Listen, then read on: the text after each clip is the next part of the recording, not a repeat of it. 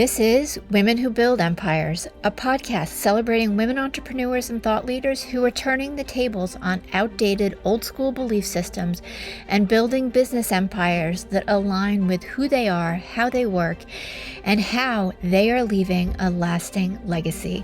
And I'm your host, Emmy Kirschner, serial entrepreneur, investor, and business consultant for ambitious women entrepreneurs who are boldly taking their business to the next level. In each episode, you're going to get to know the women who are unafraid to put it all on the line as they share the stories of how both success and failure have helped them become incredible CEOs. Hey, Empresses. The role that women have played in the finance industry, particularly 20 years ago, has been pretty small, and while it's grown and there's more women in financial services, in venture capital, and all areas of the finance sector, in leadership roles, it's a pretty small group of women who have been able to fill those shoes. And my guest today, Melissa Widner, is one of those. Melissa is the CEO of Lighter Capital, and they are pioneering the way as a leader in revenue-based financing for tech startups and for businesses who are scaling up.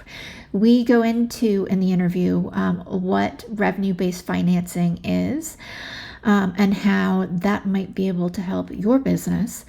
But Melissa also talks about what it's like being at the forefront of changing the industry and leading the way for other women to follow in her footsteps and have more women join her at the top. So excited to have you on the show. Welcome. I am curious because when we talked previously, and this has nothing to do with all the other great things that we're going to talk about that are far more relevant, but I'm really curious because you spend time between the US and Australia where you live. So what is it like to be bi-continental? Well, it's great in a lot of ways. I've spent more time in the US in the past year and a half than in Australia, but I've been here now for a few months straight, which is nice. It's the West Coast. Australia is very far, but actually the West Coast of the US and Australia this time of year is a 19-hour difference, which means it's only a 5-hour difference. So it's actually, much easier in terms of the time differences than, say, working between the US and Europe, especially the West Coast of the US. But our company after COVID went fully remote, and we now have team members in 8 different countries. So even though we're technically headquartered in Seattle, my last trip to the US, I was there for 7 weeks, and I think I was in Seattle for all of like a day or something. But so it sort of doesn't really matter where we are now, and we're doing well working remotely. How many offices or satellites do you have as you're working remotely, or people globally speaking? Well, we don't have any offices anymore. We had one office. We very much had a pre-COVID culture at Lighter.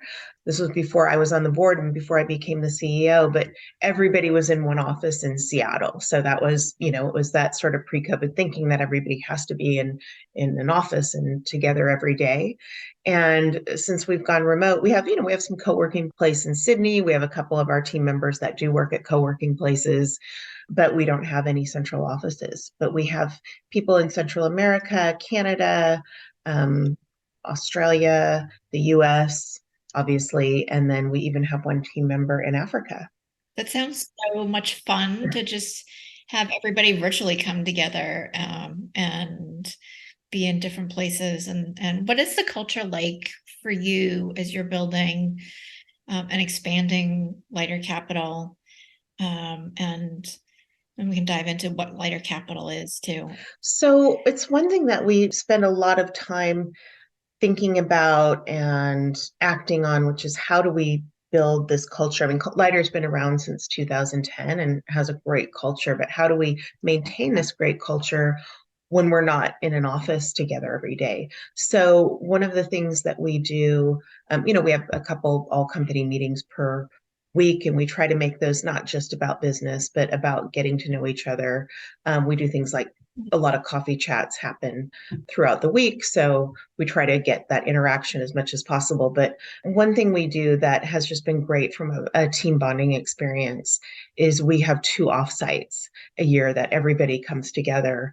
And, what's been happening at those offsites is they're slowly getting to be less and less business. The first one was mainly about strategy sessions and hackathons and all of that. And then the next one with the feedback got a little bit less so and more into just activities that where we can really get to know each other. And then the last one was even, more on the activity side and really the team bonding side. So we're trying to make sure that, we get to know each other. And that's worked really well. We had a couple of our team members say they've probably gotten closer to people at those offsites than they would have if they had worked, sat next to them at a desk every day. I think a lot of companies are doing this. I mean, what's amazing is how many companies, not amazing, it's not surprising, but there's so many companies that have formed to help organizations who are now remote, run these offsites. And I think it's powerful, though, that in a couple of days or however long those offsites are, that people are building those bonds that quickly and that deeply to be able to say that they feel closer to that person now than they would have if they were sitting next to them. Yeah. Yeah. That's a testament to your leadership and Lighter's leadership as well. It's working out, knock on wood, really well so far. Yeah. It's been 2.5 years or going on 3 years now that we've been remote, but so far it's working out really well. And look, this is a topic that's been discussed very broadly in the last few years, but there's definitely trade-offs. But I would say one of the biggest benefits is just the hiring pool. Is now the world. I mean, we're still technically on West Coast US time, but it's just broadened our hiring pool. Which I think is great because that means you have more diversity. Absolutely. Absolutely. Yeah. So let's talk about Lighter and finance. I love having incredible women like you on the podcast because I think in general, women are afraid to talk about money. And I still hear, oh, I'm not great with numbers or math or investing. They don't frequently see getting funding for their businesses as an option. And you have a really unique business model. So share with us what that is, what you're doing, all the magic you make. Yeah, so Lighter Capital started in 2010 to provide financing to startups. And what we provide is revenue-based financing. So this is it's non-dilutive financing for these companies, meaning they don't have to give away any equity. So we don't take stock or warrants when we provide capital. It's capital in the form of a loan. And the payback of the loan is a percentage of revenue until the loan is paid off. And it's a percentage of cash collected revenue. So it's very aligned with the customer. The customer grows faster. We don't get paid back more, but we get paid back faster, which is really good for us. It's good for the customer as well if they're growing faster. And if a company has lumpy revenues, they don't, because their loan payment is a percentage of their cash collected revenue. If their revenue is really low one month, then they don't have a big loan payment. It's usually a small percentage, under 10% of their total cash collected revenue that goes to paying back the loan. So it's a very, compared to equity, it's a very inexpensive way to fund your company. Yeah. So do they have to do a pitch deck or how does somebody apply for this type of funding? Well, no, they don't have to do a pitch deck, and I think that's the beauty of it. I was an entrepreneur, and then I was in venture for almost 2 decades, and raising money from venture capitalists or angels is very time consuming. You can do dozens or hundreds of pitches and potentially end up with nothing. But the process to apply for capital through Lighter Capital is an application that takes 10 minutes if you're a slow typer. We connect to banking and accounting data. So we're making all of our credit decisioning based on data and numbers.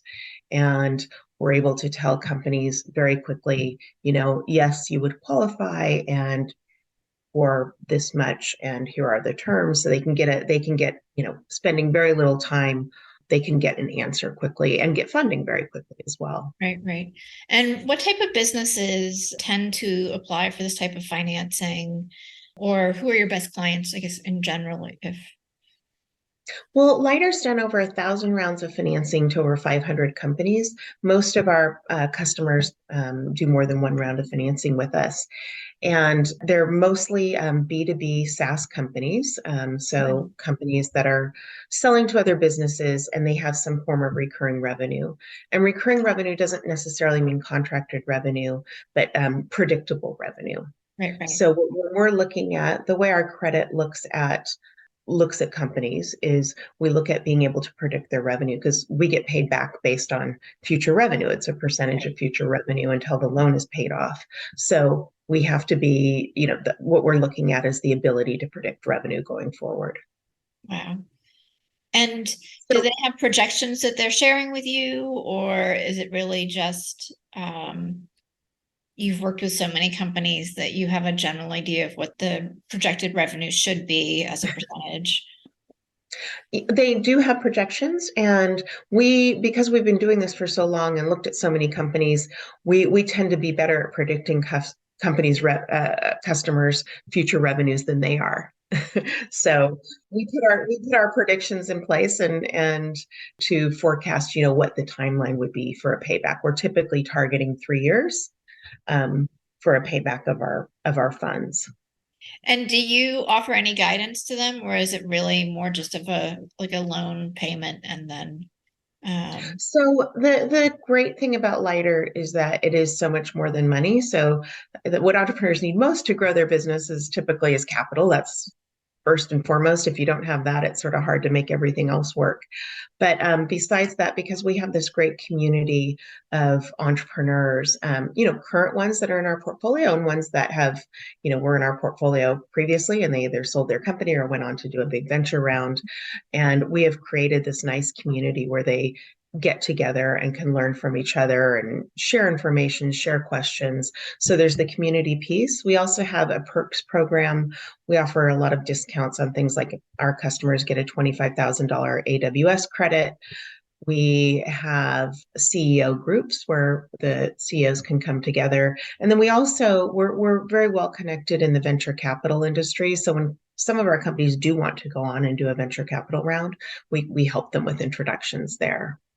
wow. So it's not just like you're really helping them grow and supporting them and No, building it's and, and relationships.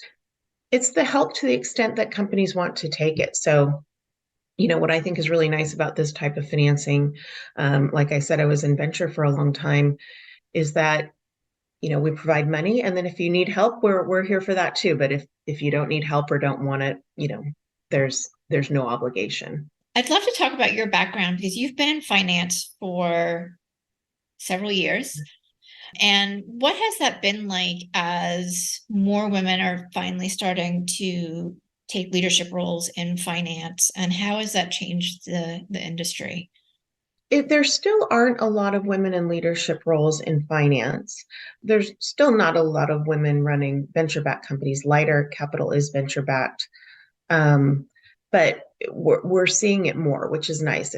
When I think of finance specifically, I'll talk about companies that are venture backed and also just venture capitalists in general, people who are providing capital to startups. That's who we traditionally think about, providers who's providing capital to startups. And a very small percentage are women, but it's growing quite a bit. Mhm. You went back a decade and you looked at partners in venture capital funds, it would be about 2%. If you really looked at partners that had check writing ability, and that's growing now. I mean, depending on how you measure it, it's now getting above 10. So still very low, but big multiple of what it was a decade Yeah. ago. And if you look at where the funding is going, it's still the numbers are very small in terms of percentage of venture dollars going to female-led companies. It's about 4% now. But what we're seeing is a lot of firms stepping up, measuring, reporting on how, the diversity of their fundees. And when you start measuring, you do start seeing change. I think in Australia, where I spend about half my time, we have seen a lot of change there. In fact, one of our biggest companies here and most successful unicorns is a company called Canva that's run by a woman.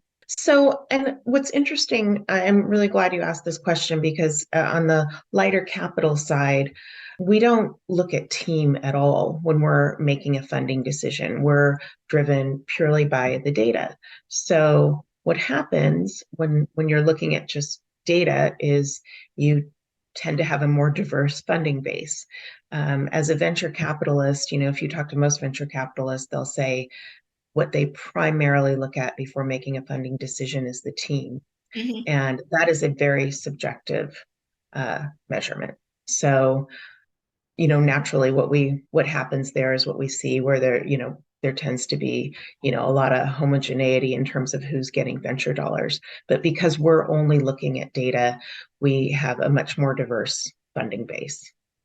And I mean, that's what I've read and heard. I've heard a number of stories of women who have pitched in front of venture capitalists, and because it's frequently all guys, the guys don't relate to whatever the company is or the product or the services, and they don't see it as being either of value or it's too high risk.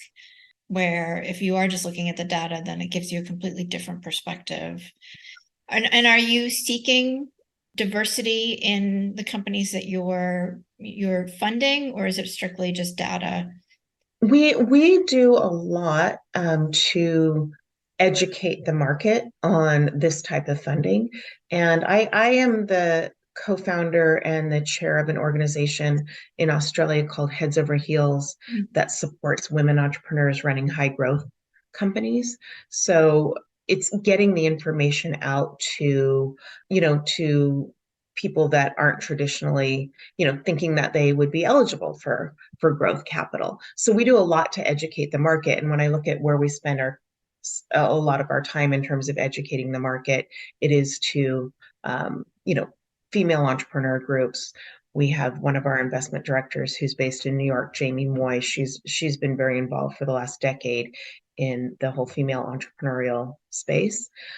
So to answer your question, we don't have any criteria at all in terms of we need to have a certain percentage of our portfolio go to founders or diverse founders. But because we're using only data and not subjective measurements around the team, we looked at our data recently, and 40% of the companies Lighter has funded since inception were either had a female CEO, co-founder, or a female on the senior leadership team, which is a much higher percentage than you would see in venture-backed companies. Yeah, much. And that wasn't, we didn't start out to do that, but I think that's what happens when you're just looking at the numbers. Yeah, absolutely.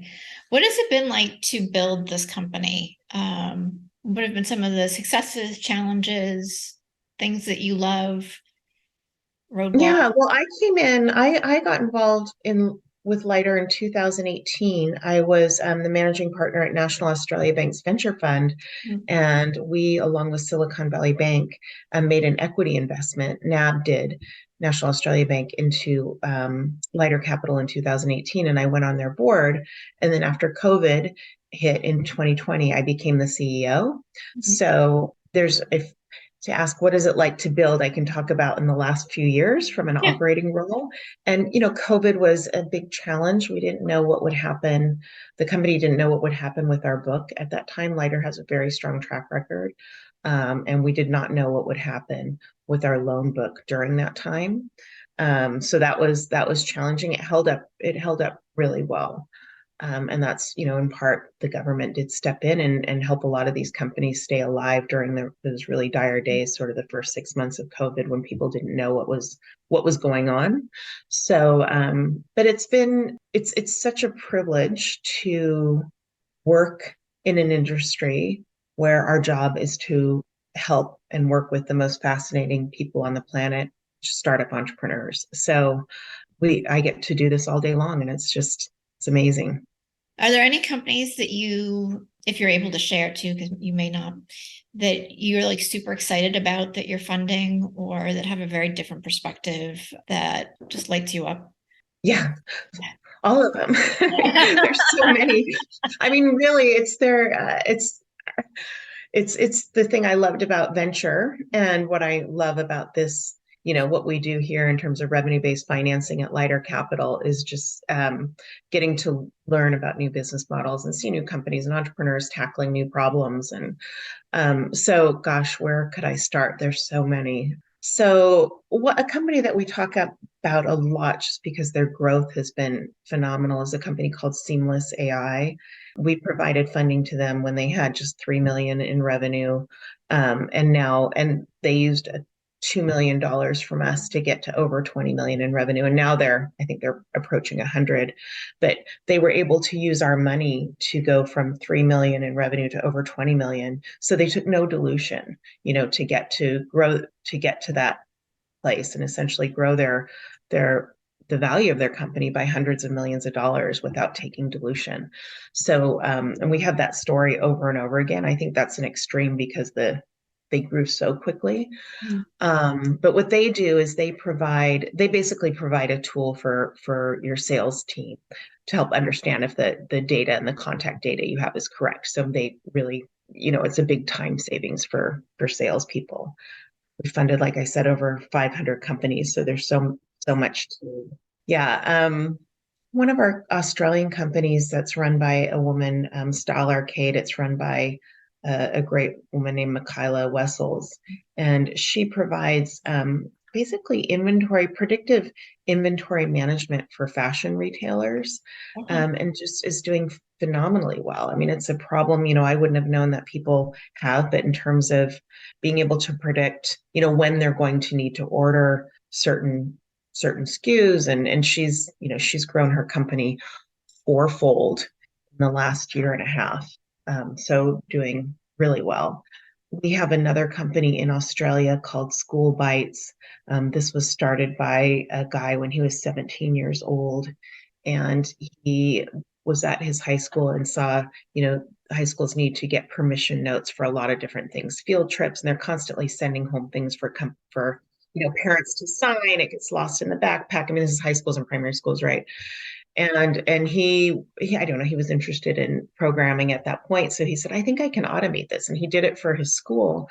Anyway, he created a business, and he has now 70% of all the schools in New South Wales using his software. Wow. I love that one because we Yeah. never had the note. It had to be this, stupid green piece of paper. Both my kids would Yeah. lose it on the way to school. Every parent can relate, and think about the schools, they have regulatory requirements to not only collect all those but maintain all of those. And so Yeah. he just jumped in at 17 and wasn't even thinking, I think, at that point about starting a business. He was just solving a problem. Yeah. I love that. I taught, I guess, 18-year-olds through the Young Entrepreneur Academy how to write business plans. And the thing that was the most fun for me, outside of seeing, their transition into from kids to business people, but was the ideas and the way they were solving problems. And I Yeah. would presume that with all of the companies that are applying, you get to see some really cool ideas.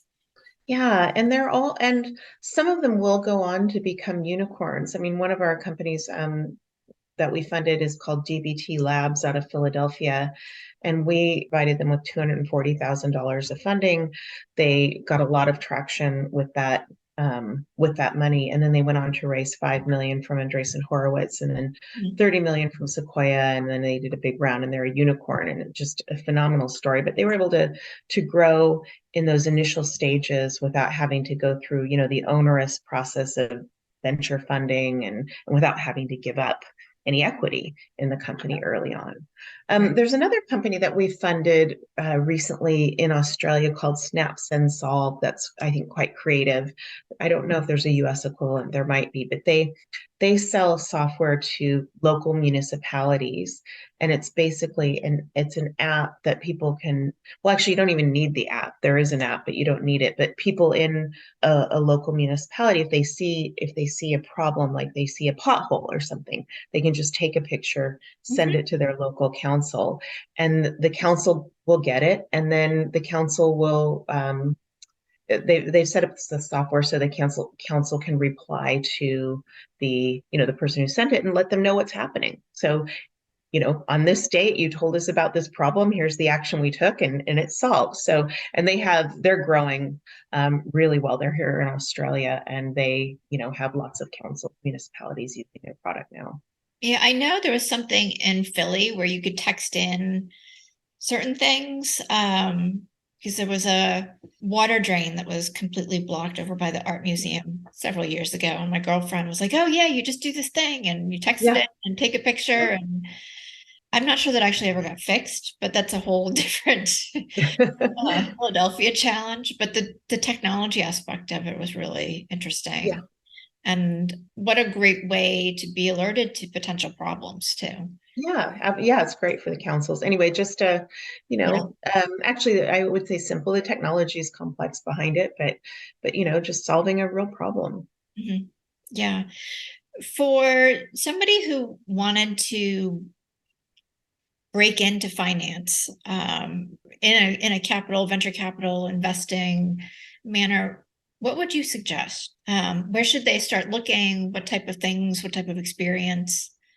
Well, when you say finance, I mean, I think of like banking, investment banking, but if you're talking specifically about venture Yeah. financing, there's a lot of different paths. If you look at some of the more successful venture capitalists, they've come from different backgrounds. But in my experience, the most important background to have to be effective, especially if you're investing in the early stage, is to actually have been an entrepreneur and run a company, because you're advising these companies and making decisions on companies to invest in. So if you've actually, walked in their shoes, that's quite helpful. And I found the best venture capitalists are the ones who have been entrepreneurs. Mhm. It's not a requirement. There's lots of good venture capitalists that have never even worked in a small company or a startup. But, if I were starting a company from scratch and looking for venture investors, that's what I would look for. Okay. And circling back into lighter as well, what's on the horizon for you as we're newly into 2023? And I think hopefully COVID will be a thing of the past and everybody's kind of used to working remotely. Any big plans? So yeah, a couple things that we're really excited about. I mean, one, this is a great market for us.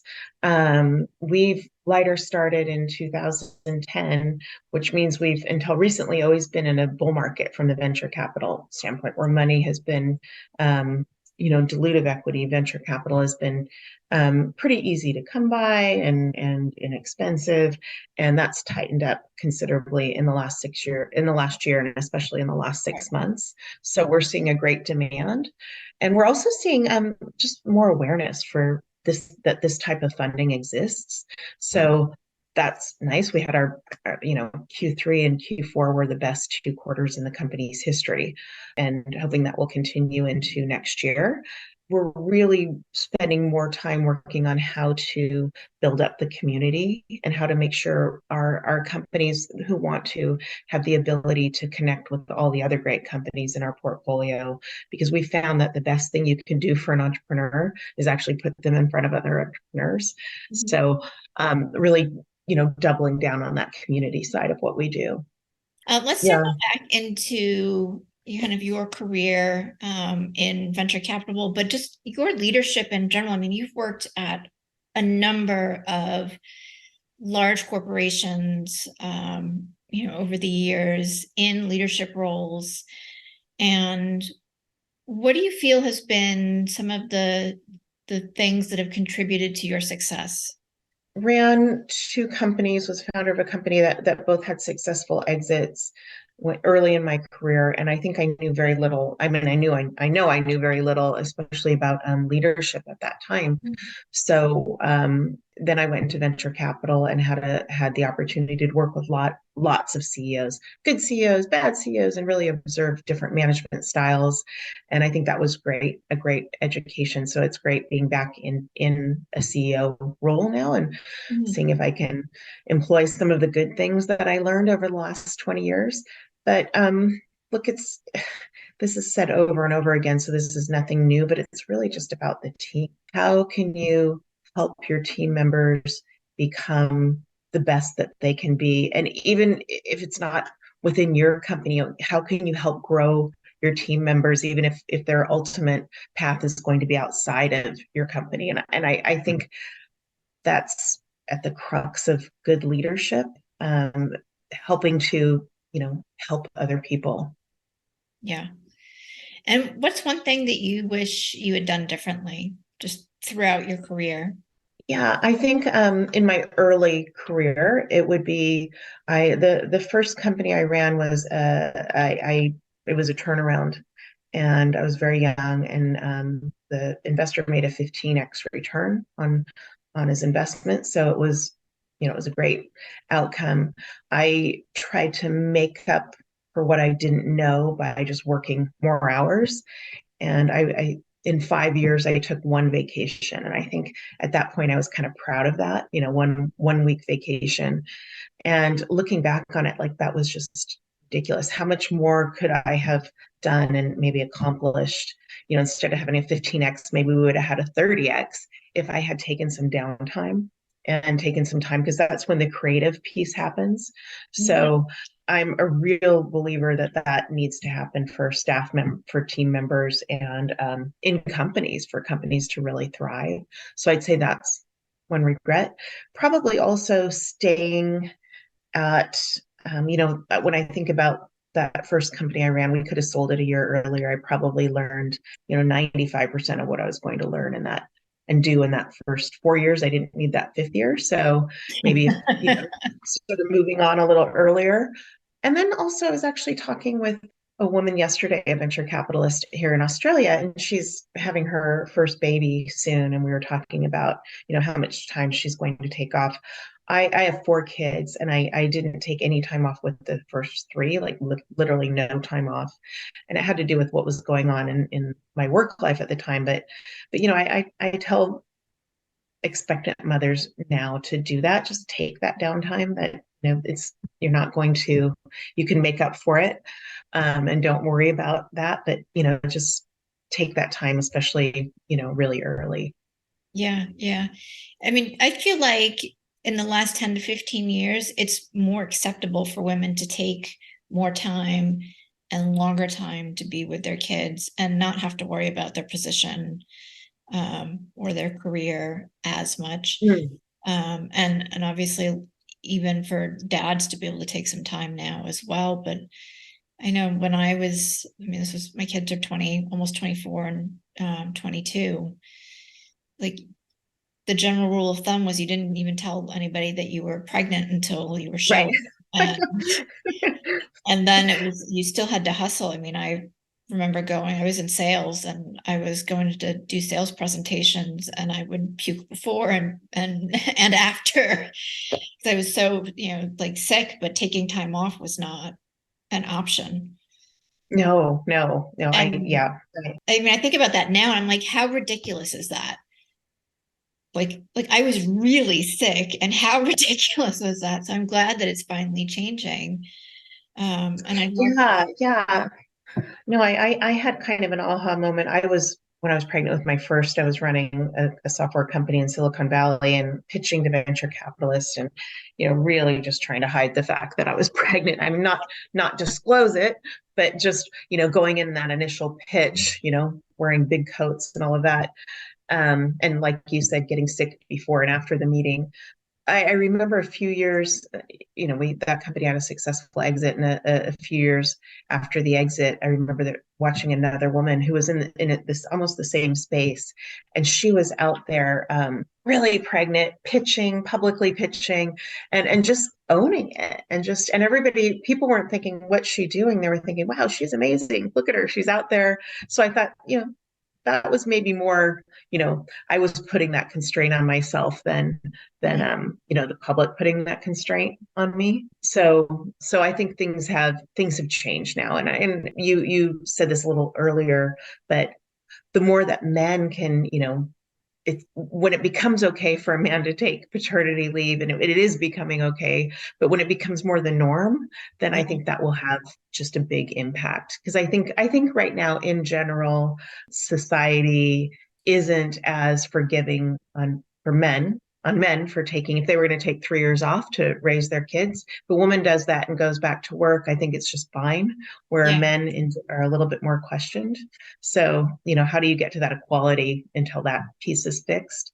At Lighter, we have equal paternity and maternity leaves, and people take it, which is great. So they're encouraged to take it. Yeah, because you don't get that time back with your kids, No, no. right? Like it's such a special time and such a disruption in how everybody functions as well. Like that one little person adds so many different complexities. But I'm so glad that you're doing that and you're supporting just families in general that way. Well, and I do think in this post-COVID remote work, it actually it's a lot easier Yeah. than, I mean, there were a lot of things that were harder when homeschooling had to happen, when schools were shut down. But I think that just there's more flexibility now. People aren't working less hours. They're maybe working more because there's less division between work and home.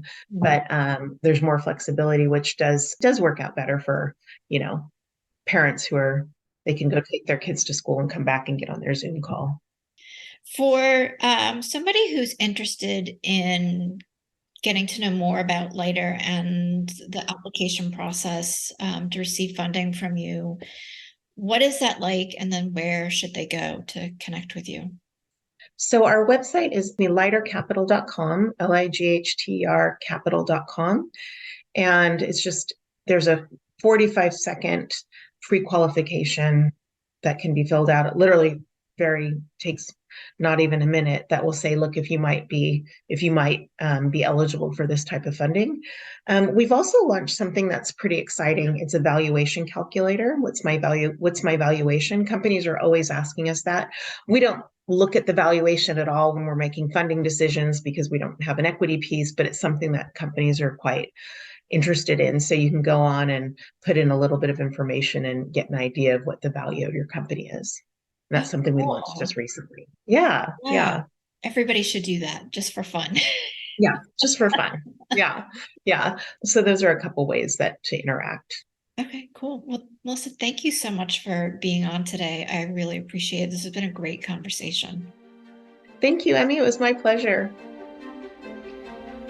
It's my hope that you find at least one nugget of value in each episode of Women Who Build Empires. And if that's true, please follow and share Women Who Build Empires with your friends and leave a review on Apple Podcast. Your support is what will help this podcast be found by more women just like you.